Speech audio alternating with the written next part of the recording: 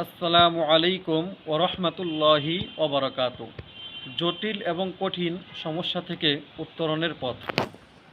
বিশিষ্ট ফকিহ সাহাবী হজরত আবদুল্লাহ ইবনে আবি আওফা রাদিয়াল্লাহু তাআলা আনহু বলেন, রাসূলুল্লাহ সাল্লাল্লাহু আলাইহি ওয়াসাল্লাম ইরশাদ করেছেন, আল্লাহ তাআলার কাছে কিংবা কোনো ব্যক্তির কাছে যদি তোমাদের কারো কোনো প্রয়োজন দেখা যায়, সে যেন ভালোভাবে ওযু করে 2 রাকাত নামাজ পড়ে আল্লাহ তাআলার প্রশংসা ও রাসূলুল্লাহ সাল্লাল্লাহু আলাইহি ওয়াসাল্লামের উপর দুরূদ পাঠ করার পর এই দোয়াটি পড়ে, লা ইলাহা ইল্লাল্লাহুল হালিমুল কারীম, সুবহানাল্লাহি রব্বিল আরশিল আযীম, আলহামদুলিল্লাহি রব্বিল আলামিন, আসআলুকা মুজিবাতি রহমাতিক ওয়া আযাইমা মাগফিরাতিক ওয়াল গনিমাতা মিন কুল্লি বিররিন ওয়াস সালামাতা মিন কুল্লি ইসমিন।